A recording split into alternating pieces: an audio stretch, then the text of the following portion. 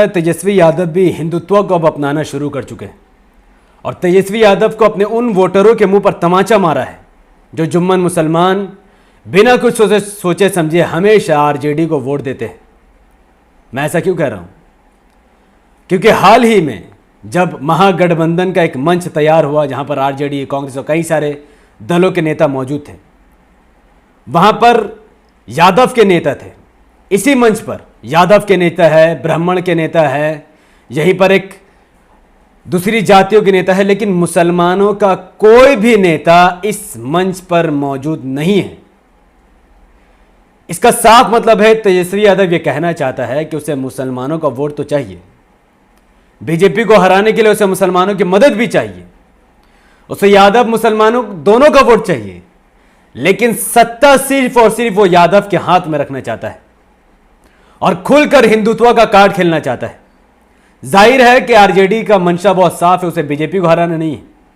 RJD का सिर्फ एक ही मकसद है कि नीतीश कुमार को किसी तरीके से सत्ता से बेदखल किया जाए, लेकिन इसका मतलब यह नहीं है कि नीतीश कुमार को हटाने के बजाय वो बीजेपी के ही खिलाफ हो, क्योंकि इसका मुसलमानों को मंच पर ना लाना, कोई भी मुस्लिम चेहरा को आगे ना बढ़ाना, यह साफ दर्शाता है कि आरजेडी जीतने के बाद नीतीश कुमार को हटाकर खुद बीजेपी के साथ मिलकर सरकार बनाने की इच्छा रखती हो।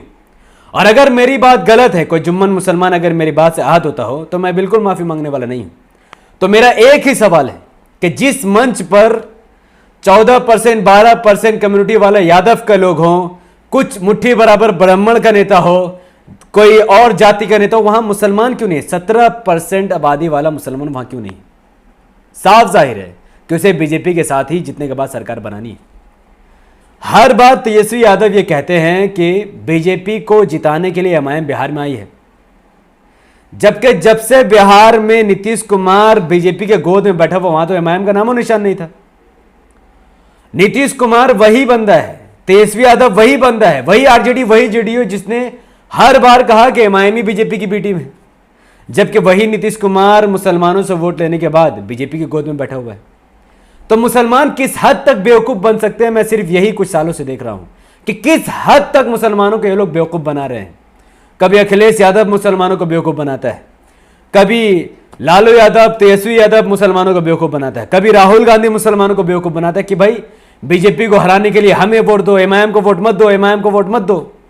लेकिन हम हर जगह अगर हम देखें, चाहे वो मध्य प्रदेश हो, चाहे वो महाराष्ट्र हो, या चाहे गुजरात हो, या चाहे गोवा हो, या चाहे कर्नाटका हो, इन तमाम राज्यों में जब जब मुसलमानों ने कांग्रेस को वोट दिया बीजेपी को हराने के लिए, तो वही कांग्रेस के एमएलए बीजेपी का हाथों बिक कर बीजेपी का सरकार बना दिए। आज कुल 5 से 6 राज्यों में ऐसी सरकार है जो कांग्रेस के बदौलत बीजेपी जीती हुई है। कांग्रेस एमएलए बीजेपी हाथों बिक चुके हैं और कांग्रेस के एमएलए आज बीजेपी पार्टी ज्वाइन कर चुके हैं, क्योंकि कांग्रेस तो कहती है कि हम बीजेपी के साथ नहीं है, लेकिन जीतने के बाद मुसलमानों का ही वोट लेकर वो बीजेपी में शामिल हो जाते हैं। भाइयों, आम अगर कोई भारतीय नागरिक हो, चलो वो किसी धोखा में पड़ जाए, वो बार बार धोखा खाए, तो उसके लिए कोई खास बात नहीं, क्योंकि 70 साल से तो हम लोग देख ही रहे हैं किस तरीके से भारत बर्बाद है।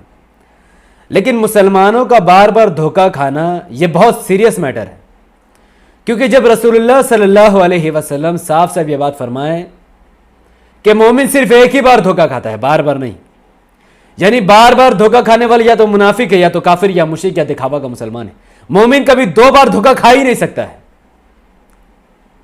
जब एक बार ऑलरेडी मुसलमानों ने आरजेडी, जेडीयू पर भरोसा करके एमआईएम का साथ छोड़कर उन्होंने बीजेपी के खिलाफ आरजेडी, जेडीयू को वोट दिया, फिर भी कुछ साल बाद बीजेपी की सरकार बन गए, वही आरजेडी, वही जेडीयू के एमएलए जाकर बीजेपी के साथ मिल गए, तो फिर आगे क्यों नहीं हो सकता? ये क्या कोई ये बात की गारंटी मुझे दे सकता है कि आने वाले वक्त में अगर एमआईएम को वोट न भी दिया जाए, तो क्या आरजेडी का एमएलए इतना विश्वास हम उस पर कर सकते हैं कि वो बीजेपी पर शामिल नहीं होगा?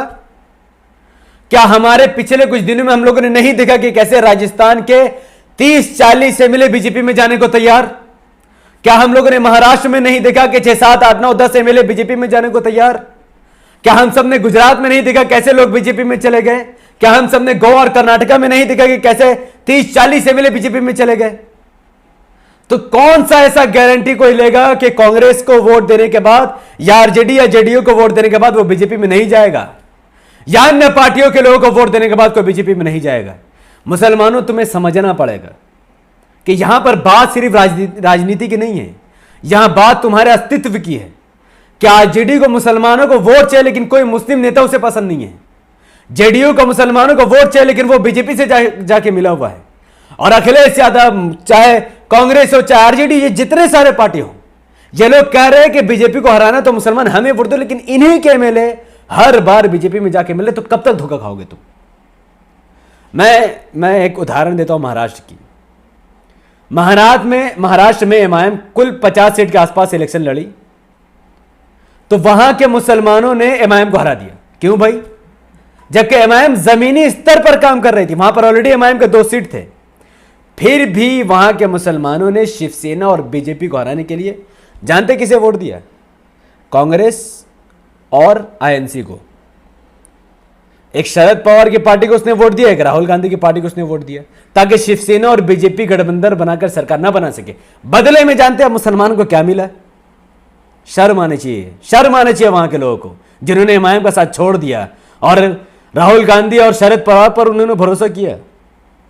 जब वोटिंग खत्म हो गई, एमआईएम सिर्फ 2 ही सीट जीती, बाकी तमाम सीटों में शरद पवार की पार्टी जीत गई और राहुल गांधी की पार्टी जीत गई। जीतने के बाद इन लोगों ने शिवसेना के साथ गठबंधन करके सरकार बना ली, वही शिवसेना जिसने बाबरी मस्जिद को तोड़ने में एक अहम रोल अदा किया था। तो बताओ मुसलमानों, तुम्हारे वोट से ऐसी पार्टी आज महाराष्ट्र में सरकार चला रही जिसने बाबरी मस्जिद को शहीद किया था। इससे शर्म की कोई बात नहीं हो सकती है। और आज महाराष्ट्र के मुसलमान वो समझ गए कि हमने धोखा खा लिया, और आप देखना आने वाले इलेक्शन में वो धोखा नहीं खाने वाले, क्योंकि वो रोड पर आ गए थे जब ये सरकार बनी थी। तो क्या ये घटना आप दोबारा दोहराना चाहते हैं बिहार में? जब बिहार में इलेक्शन होगा, पिछली बार आप लोगों ने क्या क्या सीमांचल के 6 सीटों में एमआईएम को हरा दिया। आपने कहा कि नहीं बीजेपी को हराना है, हमें राहुल गांधी का साथ चाहिए, हमें आरजेडी का साथ चाहिए, हमें उन गैर मुस्लिमों का साथ चाहिए, उन्हें गैर मुस्लिमों का हमें मसीहा बनाना है जो बीजेपी को हराएगी। आपको स्कूल से मतलब नहीं, कॉलेज हॉस्पिटल से मतलब नहीं। और जिस बीजेपी को हराने के लिए आपने वोट दिया, बदले में आपको क्या मिला? उसी बीजेपी का सरकार बिहार में है। तो अब तो संभलने का दौर है ना। अब तो हमने ऑलरेडी धोखा खा लिया। हमने आरजेडी से धोखा खा लिया, जेडीयू से धोखा खा लिया, कांग्रेस से धोखा खा लिया, एसपी से धोखा खा लिया, टीएमसी से धोखा खा लिया, सीपीएम। किससे धोखा हम लोगों ने नहीं खाया है? किसने मुसलमान कौम के पीठ में खंजर नहीं भुका? मुझे एक नाम बता दो कि किसके राज्य में दंगा ना हुआ हो, किसके नेतृत्व में दंगा ना हुआ हो, किसके सरकार के अंडर में दंगा ना हुआ हो, या किसी ने मुसलमानों को आरक्षण दे दिया। कोई ऐसा पार्टी का नाम बता दो। कोई नहीं। और आज एमआईएम मुसलमानों के लिए, दलितों के लिए, आदिवासियों के लिए, भारत को आगे बढ़ाने के लिए, बिहार के वासियों के लिए, बलात्कार भ्रष्टाचार को खत्म करने के लिए आज वो लड़ रही है, और तुम कह रहे हो कि हमें बीजेपी को हराना है।